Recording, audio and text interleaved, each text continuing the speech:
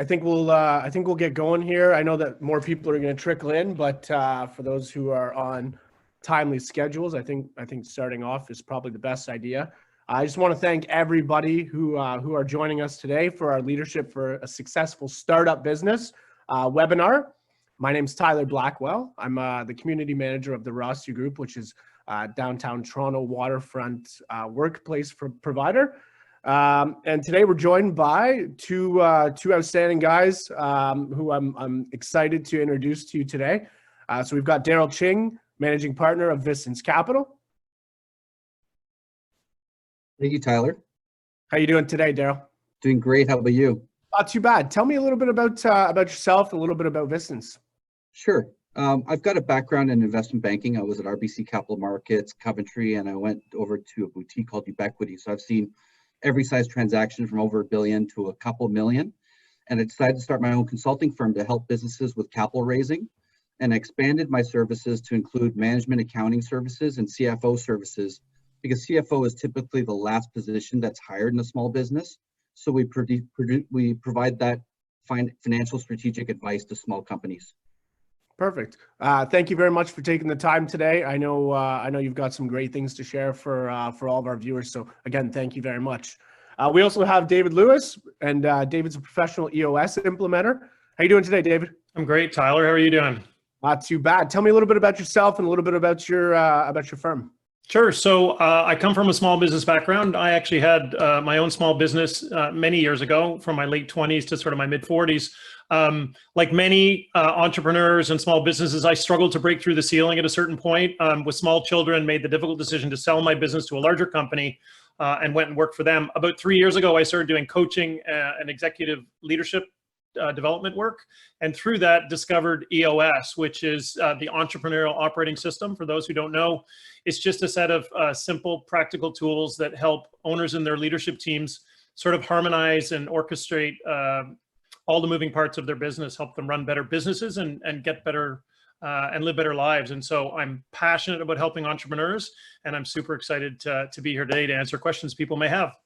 Perfect. We're also excited to have you. And again, I want to thank you for taking the time today to join us on the webinar. So for those attendees out there, I just want to let you know that this is going to be an interactive webinar, contrary to some that you may have attended in past. We are going to accept questions throughout. So if there's anything that you're unclear about or you need further information on, what I ask is that at the bottom of your screen, there's going to be a raise hand button. If you could please, if you have at any point in time a question that you'd want to pose for either Daryl or David, raise your hand and we will get to you as soon as the opportunity permits. But without further ado, I think I have a few questions that I want to get going just to get the conversation started. So I hope that that's okay with you guys.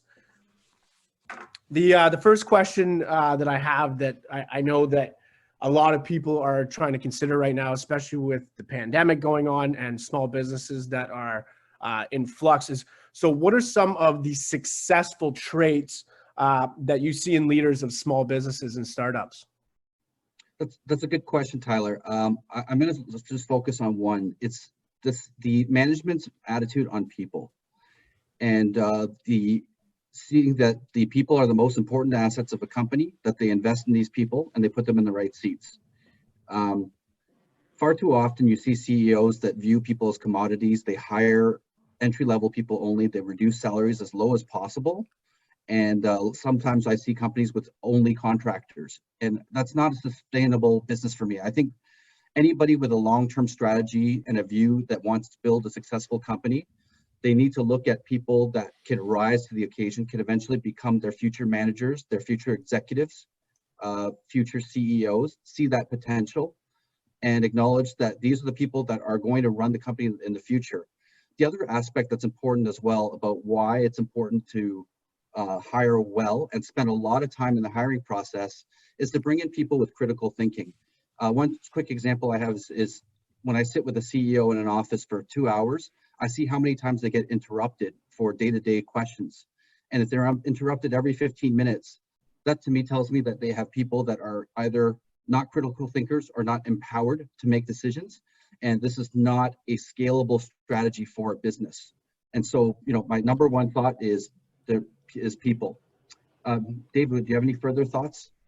Yeah, I'm going to take a slightly different approach to this, and my take is that making great decisions is one of the ways you can be a great leader. And there's two issues that I have found when I work with clients, when I start working where people struggle, and that is one, making poor decisions, and the other one is taking too long. And I just sort of have a few tips around how you, as a small business owner, can make better decisions. The first thing is to try and make sure that you have a filter that allows you to look at how to make the right decisions. And when I work with clients, I say, so make sure you have a filter. So make sure you know what your core values are, who you are as an organization. What do you love to do and are really great at? So what's the core focus of your organization? And then where are you going long term? So who are you, what are you, and where you're going long term? And if you have a good handle on those things, then when you make a decision and you're looking at the decision through that filter, you're more likely to be able to make good decisions. And a couple of areas where people tend to where I see with problems. I was in a meeting a couple of weeks ago with a potential client. I was doing the initial presentation to the whole leadership team. And at the end I said, where do we go next? And they said, well, we're just you go, we'll take a vote, we'll let you know. And I said, so I'm going to tell you one thing, that if you choose to work with me, the first thing I'm going to say is, if you keep voting on important decisions for the company, you're going to be going out of business, because consensus decision-making does not work. Now, in a good leadership team, most of the time you'll agree, but if you don't agree, which happens sometime, as long as everyone's voice has been heard, someone needs to make that decision. And the second thing is just decide. If you're, and that's around taking so long. I work with a client, we solved an issue for them. They've been talking about it for a year. It's much more important that you decide than what you actually decide. So make a decision, and in a week, a month, or a quarter, if you need to tweak it, tweak the decision, but just decide. Perfect. Now, I know you kind of just touched on it and taking the equal good with the bad. David, in your experience working with small businesses and entrepreneurs, what are some of the negative traits that you're beginning to see, or that you've seen throughout your career in leadership teams, and some of the missteps that some of these individuals or these conglomerate of people are taking? So I want to really focus on one thing that Daryl talked about before, about the people pouring into the owner's office and needing help on this. And that is, we have an expression in the US, it's called letting go of the vine. It just means that if you want to be involved in every single decision in your organization, totally fine. Knock yourself out. That's great. But you're going to run out of time and hours in the day. So if you truly want to be able to scale your company, if you really want to be able to grow, you have to create a team where, you're delegating things. You have to let people do some of those things for you if you're really going to excel. The other little tip I have, and it's sort of around what Daryl said, which was around people. It's just a little nugget, which is it's a truism, and you've probably heard it before, but great leaders criticize in private and praise in public. That's a good one. And Daryl, I posed the question to you as well. Some of the negative experiences and the negative traits that you've come across working with small business owners and leadership groups. Sure. More often than not, the biggest problem that I see are companies that want to grow too quickly. And, I take the situation where you've built a successful business, you've got a core business that's operating quite well, but, a lot of entrepreneurs, they get bored with what they're currently doing. They want new revenue streams. They want to launch new products. And I'll link it to the HR aspect of putting people in the wrong seats, but I'll paint a scenario for you. A CEO walks into an office one day and says, I've got a great new idea. We're going to launch a new product, pulls two of the top performers, pulls them aside and says, I want you to start spending 50% of your time on this new project. And as a CFO, I talked to the CEO and he says, well, I'm launching a new product with minimal spend. I'm using my existing staff, so all good. And, there's a few problems with that. The first thing is, someone who is good in a core function for an established business is not necessarily the best person to launch a new venture. There's a lot of aspects to project management with respect to budgeting and creating a vision and managing people and managing a process that may be quite different. And so, in the situation I've seen, and this has happened more than once, it's a self-fulfilling prophecy. You have more than one person, so each person doesn't know who's actually in charge. because the CEO asked them to do it, it's more exciting. They start spending their time on this project. They don't execute well because they don't have project management experience. They start dropping the ball on their current, on their previous job because they spend more time on the project, and the core business begins to suffer. And from my perspective, if you're going to expand and you're excited about expansion, you have to do it properly. You have to put in the right budget. You have the right people. Otherwise, you put yourself up for failure. And also, you put these individuals that were performing very, very well up for failure, and it leads to a lack of motivation. So it really is an aspect of knowing the strengths of your people and putting people in the right seats, and not assuming because they're good at one thing, they're necessarily going to be great at another thing. Right. That makes absolute sense. Can I tag on a tiny bit to what Daryl just said? We have an expression that we say, and I love in the middle when he said, when there's more than one person accountable, it's going. So we have a saying where it's like, when two people are accountable, no one's accountable. That leads to lots of finger pointing. So I just want to really hone in on that to say it's really important when you're doing something like that, make sure that it doesn't mean that one person has to do all the work. It just means that one person is the one who's ultimately accountable for calling the meetings, driving the results, getting it to the finish line. So how can an employee or somebody working at one of these companies a lot of the times approaching your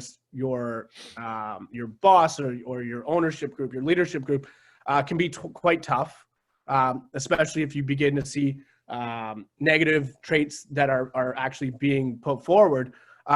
Is there any suggestion for the workforce of these companies as to how they may be able to approach that if they do see some way of improvement? Yeah, I think one of the biggest factors where for any employee to leave a company is poor leadership, and even worse, probably a poor boss, a direct report. If those situations occur and they're not changeable, in my opinion, it's time to leave. Just because there's not going to be a fit and it's going to end up in a failure. So from my perspective as an employee, especially in a small business, you have a little bit more say than if you were in a large organization, than if you were in a Fortune 100 company. So it's probably a little bit easier to approach leadership. But my approach typically is to make sure that you formulate your message in a clear and concise way, cite specific examples of things that you see that are wrong. Schedule a meeting with leadership privately, have that conversation and say, this is a grave concern to me. And as an employee, this is what I see, being on the ground and seeing everything on the front line. And these are some of the changes that I would really like to see moving forward, and see if the leadership actually makes these changes and takes them into account. If you've got leadership team that won't listen, then there's probably not a fit. And if there's a leadership team that actually listens, you may be able to enact change yourself as an employee. And these are great skills to have to build towards management as well. And this is one of the advantages of being in a small business, that you have the ability to have much greater influence on the success of a company than if you were working in a large business. David, anything to add to that? Yeah, I just want to say that also comes from the top, So, when I work with customers, one of the things we really drill into them, at every meeting is creating a culture of openness and honesty. And that means that sort of shows up in a couple of ways. It means when there's a problem, anyone is comfortable sticking up their hand and saying there's an issue here, and no one's worried that the messenger is going to get shot for something that may or may not be within their control. But it's really creating that a transparency in the organization. So there's nothing hidden, there are no secrets. And that really has to start from the top. It's, it sort of goes back to what I said before about delegating from the top. If the leadership team and ultimately the leader is not working diligently to create a culture of openness where people are willing to listen to what other people say and not make up their mind until they've heard what everyone said, and to be honest, which is, I've got something on my mind, putting it on the table, then it becomes very difficult. So, for those that are on the call that are the leaders, that's on you to create that culture in your organization if you want people to truly succeed. Which ultimately will lead to you succeeding. Going back to what Daryl said at the beginning, it's all about people. If you don't have great people, you're not going to succeed. And that's one of the ways you can help them succeed. And in both of your experience, are you seeing a common trend that leads towards that more transparent, open line of communication between employee and between leadership? Or is it varying? 100%. I mean, you really only have to look at the popularity of the work of someone like Brene Brown and Dare to Lead around finally, recognizing that leadership is not about being stoic and hard and strong and all of that, true leadership, that before you can develop trust, you need to show vulnerability. Vulnerability doesn't come because of trust. Trust comes as a result of vulnerability. So as a leader, it's being willing to be vulnerable with your team. And so, yes, it's much more in the, being talked about and sort of out there now than it has been ever. I'm seeing more mixed results, and I'll go back to my first example of the CEO who views people as a commodity and only hires contractors, hires entry-level people only. Those types of CEOs don't really care about the opinion of their people. And there are leaders out there that have really worked autonomously and carry that culture throughout as they work. And there's also inspirational leaders that see a good idea can come from anywhere, especially people on the front line that work with customers, that work with salespeople, that work with vendors. They sometimes have a better vantage point than the CEOs do. And some CEOs recognize that and see a good idea can come from anywhere. And I've seen both, Tyler. I think from that respect, I've seen the CEOs that are more open to suggestions, and I've seen CEOs that are not. And do you find that there's a correlating success rate between those who are open and those who are not?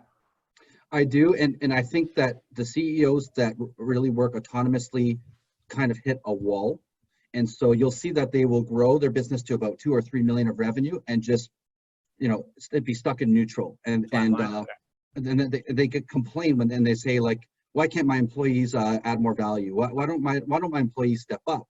And a lot of times it's because of the culture you created. It's because you haven't empowered people. You haven't put in processes to take that step of transition from going from a small company to a mid-sized company.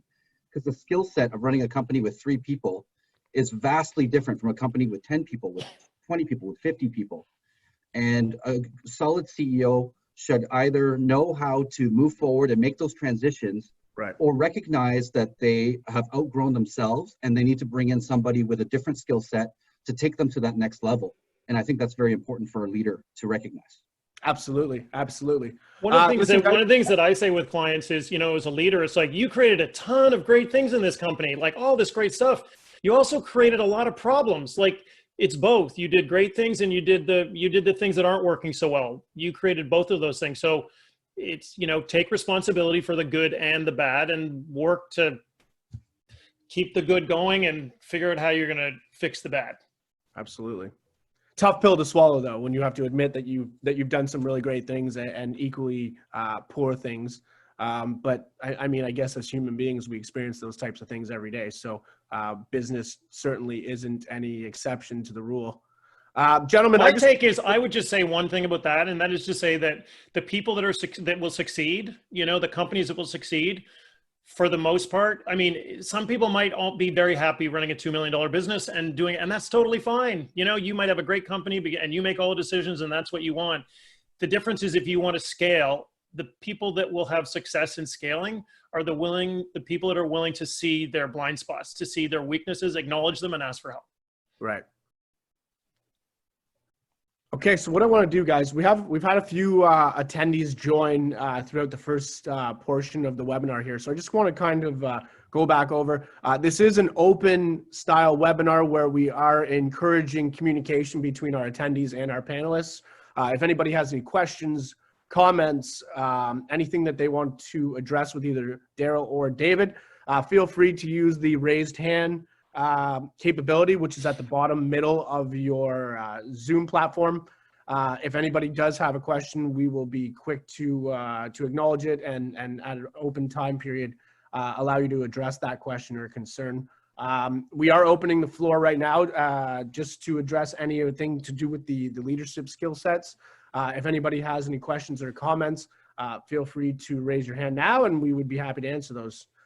If not, I'd be happy to move on and sort of touch base on a little bit more deeper into success rates in regards to small businesses and startups. So I'll just wait here a second to see if there's anybody who has any comments. If not, we can move on. I would just sort of, say anything that you're struggling with in your company, something that, you've got an issue that has been sitting there for a year and you can't figure it out. Daryl and I have lots of experience, and we don't know enough about, don't necessarily know your business, but we know enough to ask you the kind of questions that may be helpful for you. And I also just want to point out, if anybody has questions, are reluctant to pose them during the webinar here, there will be an opportunity either after the Zoom call, and in addition to that, we will be sending out an email with both Daryl and David's contact information. If you'd want to reach out to them in a more private setting, you will have that opportunity as well. But I think what we'll do, guys, is let's move on to to more of the success rate of startups and small businesses. I think the major impact here is we know that, and Daryl, you'll probably have a better number for me, that the majority of small businesses and startups don't make it. And I think it's a glaring number that a lot of people who are looking at starting their own business probably haven't considered. But for those who are successful, what are some of the steps that both of you guys have seen within these companies that they've taken that have sort of allowed them to blossom and become successful, and further to that have differentiated those who have not taken those steps and their fate has been much different? David, would you like to start with this one? Sure. There are so many things. I'm a big believer in, trying to give you guys some nuggets that you can actually use, so a tactic or thing, something you can take away. And so I want to share with you something that we get all of our clients to do, and that's something called a clarity break. And that is, when you're in the day-to-day and you're working away and you're in a startup and you're doing 4 different things and it's really tough to see what's going on in your business, it's to just schedule time to get away from the business. And so this could be as simple as an hour. Like we like to say, at the very least, put an hour in your calendar once per week, once per month, once per quarter, whatever that is, and just go somewhere out of your office where you're not going to get bothered. This is not about answering emails or replying to, phoning people. This is take a blank pad and go to a Starbucks or, go to a park. It's getting a little chilly to go to a park. Go somewhere where no one's going to bug you and just sit and think. I think it was Henry Ford or someone who said, thinking is hard work and that's why people don't do it enough. But just sit and think and see what comes, and don't have a plan, don't have an agenda. You might have one thing you're like, okay, this has been bugging me. Just let what comes. And if you do that on a regular basis, if you just get back with a blank pad and go, you're going to go back into your business recharged, re-energized. You're going to do all sorts of great thinking. You're going to have ideas that just can't come to when you're busy putting out fires left and right. So quarterly, monthly, weekly. I know someone who does it daily. They do half an hour every morning. They get up early. Take a clarity break to work on your business. How about you, Daryl? David, that's a great point. I think a lot of CEOs get trapped in the weeds of day-to-day, or when they're putting out fires, they have their head down and they fail to see things from a 30,000-foot level. So a lot of times that clarity is necessary just to get a clear picture of what's actually happening. From my perspective, I think I'm going to touch a bit more on people because that's been my theme today in terms of hiring the right people. And, the hiring for people in a small business is actually more complicated than a larger business. In a larger business, they have the luxury of picking the top students that were placed in the top 10 percentile of their class. They rely on designations and grades and things like that. These hires are not necessarily the best for small business. When you think about a hire for small business, you need somebody who's willing to wear several hats, who will never say, well, that's not my job, so I won't do that. And, sometimes I've had great luck hiring people that were B students, didn't do great in interviews with the largest companies across Canada, but were appreciative to get an interview, tried a little bit harder to prove themselves, and put a lot more value on learning and experience over compensation. And once you have somebody with that type of attitude in the company, they try a lot harder. They try to take on as much work as possible. They learn as quickly as possible.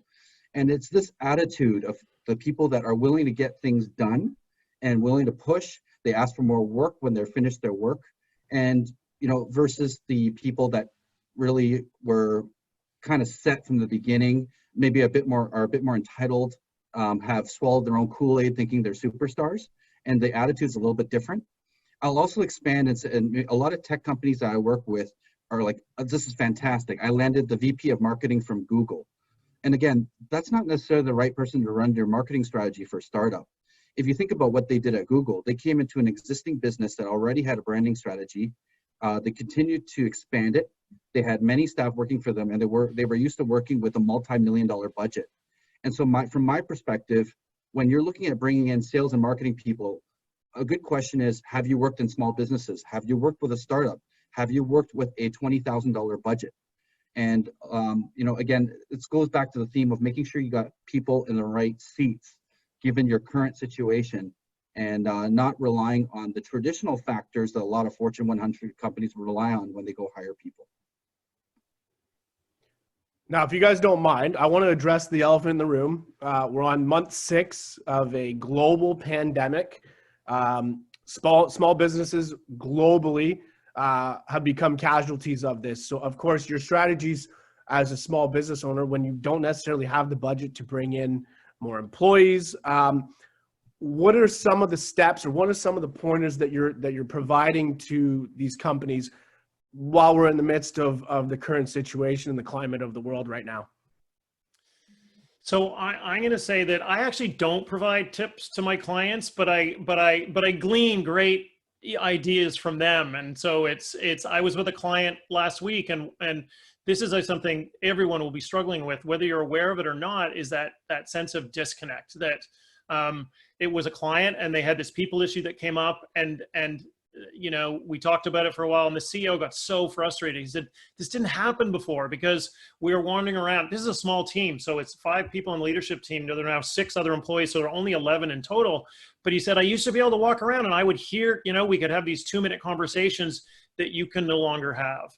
And so I would say as an owner, if it's just yourself, well, you don't necessarily have that issue. There's, you're used to you're on your own. But if you've got employees, recognize that people need that human connection, and you don't get it on a Zoom call, and you don't get it on a phone call. And so what he's doing is they've just decided to every other week do something somewhere outside as a group. I had another client who everyone's working remotely, and he sent them all a note and said, I've got beer, I'm buying a bunch of beer and pizzas, and I'm going to be in the parking lot outside the office after work on Friday. And how many they have, 20 or 21 employees, every single employee showed up. Some of them drove from an hour and a half away to go there. And it's just really remembering to keep that human connection. As we open, and now as it looks like we're maybe heading to another partial, if not more closure. So just remember that. They're people, they want to be connected with you. Daryl? I'll take a different spin on this question, because I've actually, one of my busiest months was actually April, when the COVID pandemic first broke out. And what we did was we helped people access government relief programs. So if you haven't already, my first piece of advice would be to make sure you are up to speed and educated on all the various government relief programs. The wage subsidy is a program, and the CEBA account, which is the $40,000 interest-free loan, are the key pieces of relief that a lot of companies have been able to access, and it's helped. BDC and EDC have launched term loans deemed in the BCAP program for companies that are struggling with COVID and have seen a reduction in revenue. And banks are starting to open their lines of credit as well in this environment. So making sure you have the funding necessary. I'll come back to that, but maybe one of the things I will mention is I've got a couple clients that actually did immediate layoffs in April when the pandemic hit, and they reduced their staff by 40%. They started checking every vendor, making sure they were getting a return on investment on their vendors, cutting back on bills, changing payment terms. Well, what's happened actually for a couple of these companies is that revenues come back, and they realize that they don't need to hire all these people back, and they don't need to pile on these expenses. And they had neglected their expenses. They hadn't looked to see they were getting a proper return on investment with their vendors. And now they're like, you know what, my revenue's back up almost at the same level it was pre-pandemic, but my costs are down 30%. I am far more profitable now than I was before. And this has actually given a lot of companies the opportunity to cut the costs, review the whole org structure, and see if they were lean, if they were set up efficiently. Right. And so there's been some advantages coming out of it. The last thing I will say is on the funding side. And the VC and angel markets have opened up again when it comes to capital raising. And they're actually rewarding businesses that have successfully pivoted through COVID. So if you think about what's happened through this pandemic, this is the greatest test that any small business has gone through since 2008, and arguably harder than 2008 because of the lockdowns. And so any company that has successfully pivoted the strategy, figured out a new revenue stream, cut costs, and managed to squeak out a profit in the last few months is impressive for investors. And investors are actually rewarding these companies with investments if they can prove that they've successfully made it through COVID. Right. I'll say maybe one more thing. I know this answer is a little bit long-winded, but I'll give one more response because I've been dealing with a lot of COVID issues. Is a lot of companies saying, I called my bank and they declined me on a line of credit. They said they want to see how COVID shakes out and they'll give me a loan afterwards. And I said, well, how did you approach the bank? Well, I called them and I said, can I get a loan? How much can I get? And what do you need to see? And so I said, okay, let's take a different approach. Write a business plan, put together a 18-month financial projection showing the slowdown in COVID and the uptick, and write a small piece about how COVID has impacted your business, what you've done to adjust, what revenues you have discovered in the process, and what you see recovery looking like in the future. Go to your bank and say, here's my plan, here's my COVID write-up, here's my financial projections. I need $100,000 to get me through COVID. This is going to get me through this period from A to Z, and then I'm going to be in recovery mode, and this is exactly what I need. If you go to your bank with a solid plan where you look like you have all the materials prepared and you show up confident, your probability of getting a loan from a bank goes up tenfold. And it really is your approach, your strategy, your confidence, and looking prepared. And I've advised clients on this approach for any capital raising is never just phone up an investor and say, hey, would you like to give me an investment and what do you need to see? The approach is very, very important during this environment and putting you ahead and putting you ahead of all the other people that are competing for financing as well. And Daryl, is Vistant still focusing on providing these services, assisting with businesses who are trying to navigate through the financial assistance that the government's providing just as a result of COVID?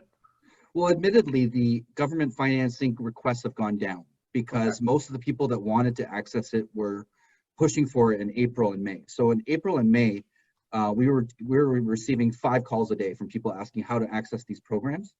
And so now I feel like I'm venturing back to my traditional capital raise of people saying, how do I raise money through angel networks? How do I raise money through venture capital firms?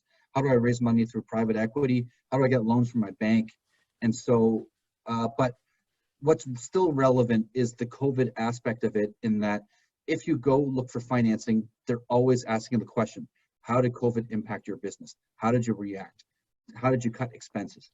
How did you see greater synergies and efficiencies through the process? How have you adapted? How do you see recovery?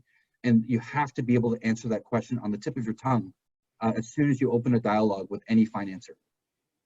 So I just want to remind everybody that if you do have any questions regarding any of the COVID protocols in regards to financing for your small business, I know that Daryl and David are both out there to be able to kind of assist you along that. Daryl more along the financial side, and David just to be able to help guide from an operational standpoint. So you do have the opportunity to reach out to them if there are any further questions that you have. I know that the government programs are confusing to begin with, which is half the battle of navigating through them. But for now, I think that what we'll do is we'll move toward more of a staffing approach to the success of these small businesses. I think what I want to touch on right now is more so how are these businesses creating strong leadership teams? I know that we've touched on what makes a strong leadership team, but actually coming up and compiling and putting together your leadership team. David, if you want to touch on a little bit more about how you can create that strong leadership team, I'm sure that the attendees and our viewers may see some strong benefit to hearing about Sure. that. That's kind of the core of, it's probably one of the most powerful things that I do when I work with clients. So here's what I'll just tell you really quickly what we do. I want to say too that all the stuff I'm sharing is available for free on the internet. You want to connect with me afterwards. Everything that I do, you can do yourself if you choose to. So what we do is when we look at going and work with a company, we look at the leadership team. And the first thing we do is we effectively fire everyone off the leadership team. So we remove this, we take a structure first, people approach second. So what we do is we say, okay, on your leadership team, what is the structure that you need going forward for the next 6 to 12 months to be best? And it basically, you have 3 boxes. You've got a sales and marketing box in most small organizations, sales and marketing box, you've got an operations box, and you got a finance box. In small companies, you then have what we call an integrator, which is the person who sort of integrates the work of those. It's the general manager, the CEO, whatever. It's the person who runs the day-to-day. And then what we do, we figure out what's the best structure for your organization. And once we do that, we then identify what are the 5 roles in each of those seats that the person in that seat needs to be accountable for. What do they need to execute on to be successful in their role? So now you've clarified the seats, you've clarified the roles. And then once you've done that, you then say, okay, who's the best person? Who has the ability to deliver on those executables? And then we put people in seats. So what that does is it gets you, so on a leadership team, we say there's 2 things you need. You need right people and right seats. So right people are people that share your core values, the people that live the culture that you're trying to create. And then right seats are the people who fit those 5 roles. So you get it. So you have the innate sort of understanding of what you need to do to be successful. You want to do it. If someone doesn't want to do a job, they will not be successful no matter how much you pay them or anything. And then the last is they have the capacity to do it. And that's the acquired ability. So it's the experience, the training, the emotional maturity, et cetera, to do the job. So in building a strong leadership team, we say, build the structure that you need for your organization and do it with your team, your existing members, because they're going to be on the journey to help you. Or as you grow it, you might sit in 2 seats to start. So we have, I've got a leadership team of 2.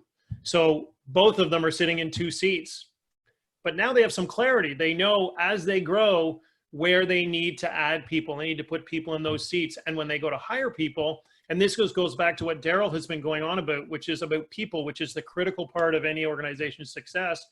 When they go to hire someone, they know, what does this person need to deliver on? So going back to his example about Google, you've now got real clarity on what they need to do. Maybe they can do them having worked at Google, but maybe some of them are skill sets, despite the fact they look so attractive because they worked at Google, they will not be able to deliver on.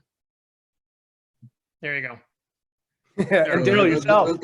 David, that's a really good response. Maybe I'll touch on a couple other aspects, and maybe that's the first one I'll touch on is partnerships. A lot of startups start with 2 or 3 people getting together and wanting to start a business. And what I see, I think this is the negative factor, is sometimes you've got 2 or 3 people in business school that get together and then they decide that they want to start a business. And if you look at that group, that leadership group, you've got 3 people with business degrees. They're visionaries. They all come from a sales and marketing background and they all reinforce each other. And that to me is not a strong partnership. And so David's view of firing everybody, setting up the roles and putting people in the seats is actually very important, because it's, well, I'm really good friends with these 2 people, so I should start a business with them. It's the wrong approach. It's really, what do I need?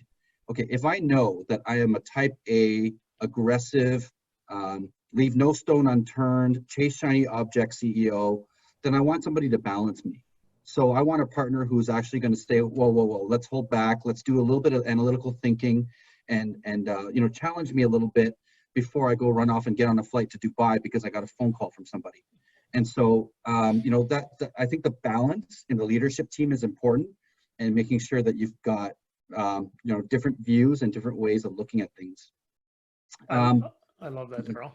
Yeah, great. Okay. The plane to Dubai, it's like such a classic. Yeah. And I know I've met CEOs that are jumping on planes after 1 phone call because someone expressed interest. The other thing that I'll mention that I thought was fantastic was, it was experience when I was young and I just joined RBC Capital Markets. And I was a young junior analyst going to my boss and saying, so I've got this problem. What do you think I should do? And then at some point, my managing director goes, next time you come into my office, I want you to do something for me. I want you to create the problem, come up with 3 potential solutions. Tell me which solution you choose.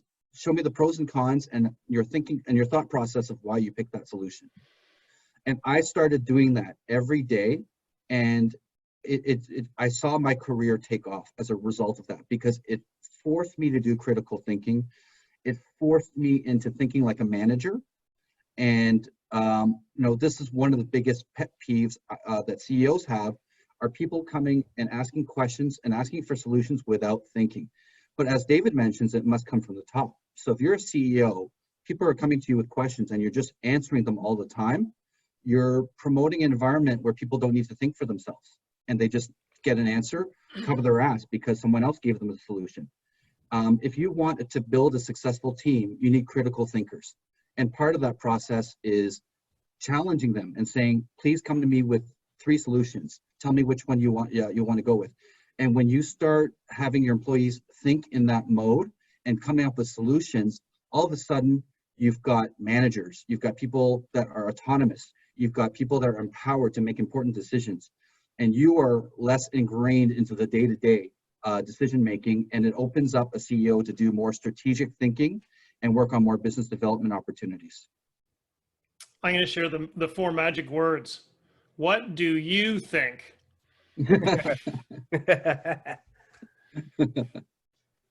Well, Daryl, you kind of ventured into my next question. So I'm glad that you did touch on the leadership, and then as well as how you as an employee can start to add value to that leadership team. And I think my next question was going to be in regards to accountability and how you can create accountability within your employee base to make them feel not only important and invested, but on the same token that when they do make critical decisions, that they've done enough research to stand by those decisions. David, I think I'll pose to you then quite simply, how do you make your employees more accountable? I have some ideas. Daryl, do you want to have a stab at this first? I've got some, or do you want me to go? Oh, I think mine might be shorter. Okay. So what I'll say is okay. that my take is that you can't make people accountable. That for me, accountability is a byproduct of strong leadership and strong management. And I'll kind of break those down separately just to be clear. So leadership is about the on the business stuff. So that's, do you have a clear vision as an organization? Are you giving your employees the tools to do their job? Are you delegating and elevating? Are you taking clarity breaks to really get focused on the business? Management is about in the business. And so that's the day-to-day stuff. So it's, are you communicating effectively with your employees? Do you have a meeting pulse, a regular meeting pulse with your employees so that you're always able to make sure we call connecting the circles. So, there's 3-way circles they can be. They can be totally separate, which is not great. You don't know what's going on. You can be smothering your employee, your circle's right on top of theirs, or you can meeting enough just so your circles are connected. So you're each working independently, but you know what each other's doing. So those meeting pulse. So when I work with clients, I say, you can't make them accountable, but if you do these things, accountability will be a byproduct of effective leadership and effective management of your teams. No, that's a good point, David. I think, I'm not sure I'm in the camp of you can't make them accountable, but I think there are things you can do to promote the likelihood that they are going to achieve the goals that you have set out for them. The first one is the compensation structure. I personally like there to be upside in every compensation structure for every employee, whether it's bonus, whether it's equity. Now, a targeted bonus plan is actually better, in my opinion, to motivate the right behavior than equity. Because if you think about it, not every employee can influence the profitability of a company. But if you set up a compensation structure with a bonus where the goals are measurable, they're obtainable, they're very clear, and you pay them out no matter how the company performs, and the employees feel empowered to reach these goals and feel like they have ultimate control on whether they achieve these bonuses or not. I think that helps significantly. And also, I think, one of the things that are underutilized is recognition. So from my perspective, a lot of CEOs get ingrained into too many things that they don't even know what their employees do. And I know this because I've done due diligence for acquisitions, and I've asked CEOs what their employees do. And then I asked the employees to verify what they do, and they're completely different. The CEO actually has no idea what they actually do.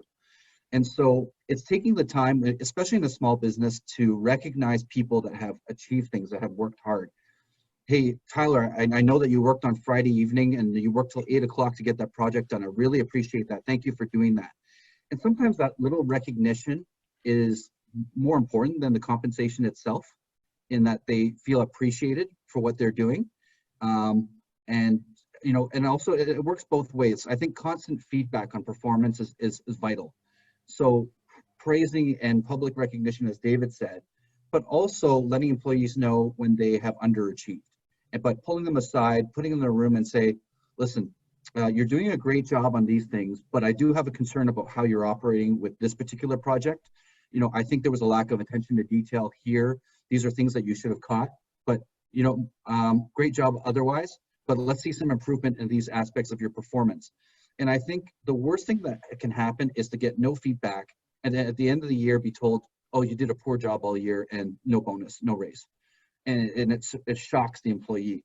I think they need that ongoing feedback. You need to give it as soon as it happens. And you need to do periodic reviews and performance reviews so that they are on track. They're getting their constant feedback on how they can improve, and they're getting the best out of their employees. So that's sort of my take on it.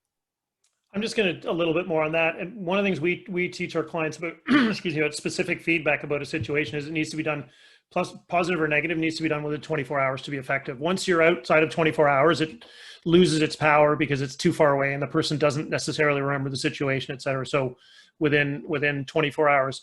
And the other thing is sort of along those lines around accountability and things. And if you are struggling with an employee, one of the things that we say is, when you have a conversation with them and there's an issue around something, try and have 3 examples of where that has been a problem, because people can explain one thing as a coincidence. They can rationalize the second thing. But if you have 3 examples of areas where an employee is not really living up to expectations, or even more powerfully, the agreements that you have with them, three examples of that allows you to really get to the nub of it more quickly, and no one can talk their way out of 3 separate examples. So it allows you to have a more honest conversation with them.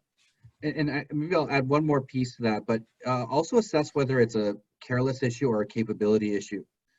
If they're just being careless and they're just not double checking their work, that's one thing, and there could be improvement. But sometimes it is the case where the weaknesses that you're identifying are beyond their capabilities. And if that is the case, then you need to design a training program, or you need to put them in a position where they can succeed.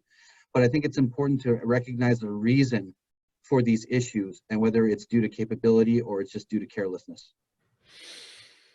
So in a small business setting where open line of communication is present, an allotment of responsibility is certainly present because you've got employees wearing multiple hats, but compensation isn't. So basically, you want to reward your employee for their hard work. You've given them responsibility, which is a show of appreciation and recognition, but you can't pay them anymore because you're just not at that point yet.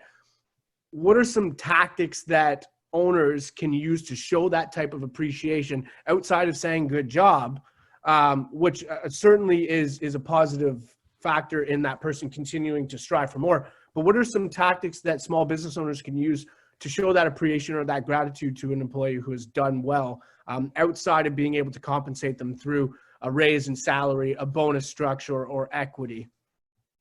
So I jump on that first, and I just want to say a little bit that, it's not just great job. I mean, that I want to emphasize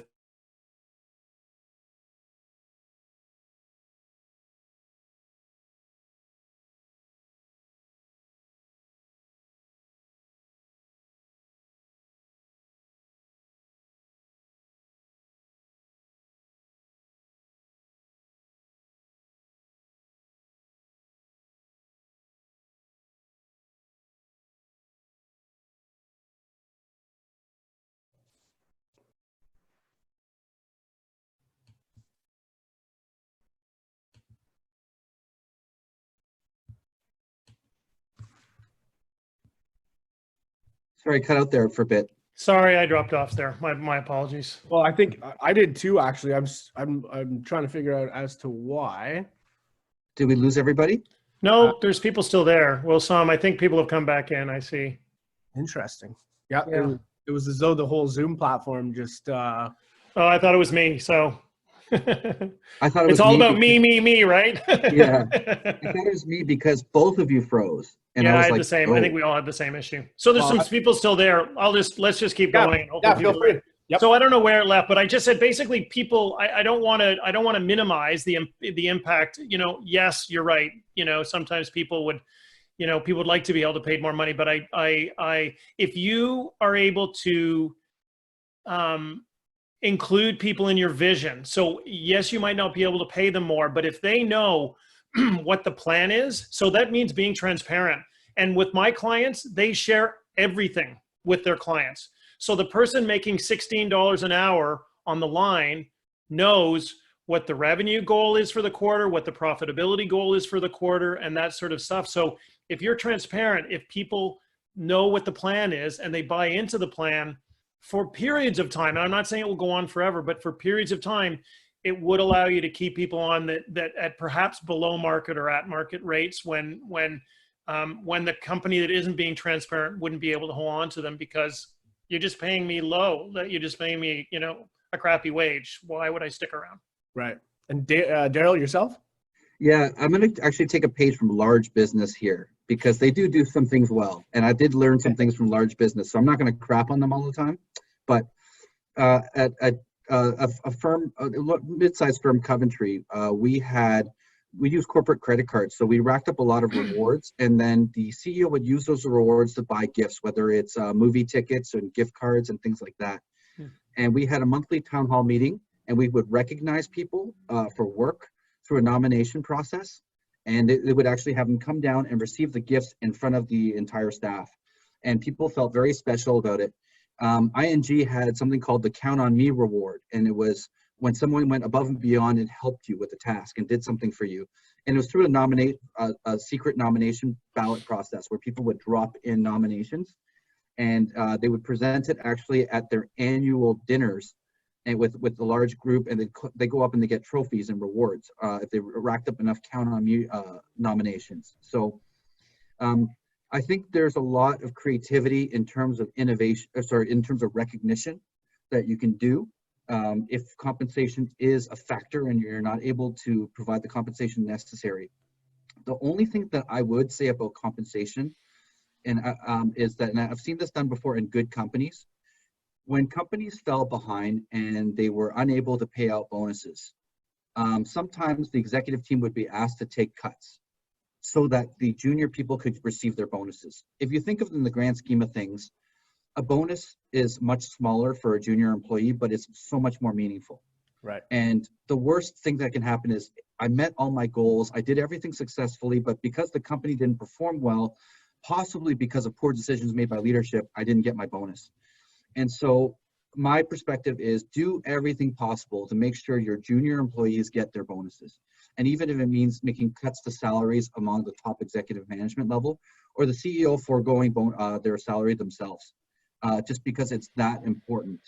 Once employees start to feel like, well, it doesn't matter what I do, I'm not going to get compensated for reasons out of my control, there goes your motivation. There goes them looking for jobs, sending out resumes during work hours. It's going to happen. And I think it's very important to retain key people that have potential, because once you lose them and you start having turnover, the churn rate is costly. You start from scratch with every new employee you hire. They spend months just getting up to speed on the company, on protocols, on who to talk to, and it's a large waste in time and money as a result. Listen, guys, first and foremost, I want to thank you guys both for joining us today. We are close to that 1 hour mark, which we had hoped that we were going to be at. So before we go, I just want to open the floor again if any of our attendees have any questions that they want to pose to either Dale. I'll throw something out there to see if I can get one. So if you ask a question, I'll send you a free copy of Traction, a book that describes everything about EOS. No charge. I'll put it in the mail to you later today. I'll send a free investor checklist, There you go. but probably a bit less value. See if we have any takers on a free copy. Anything about your business that you're struggling with.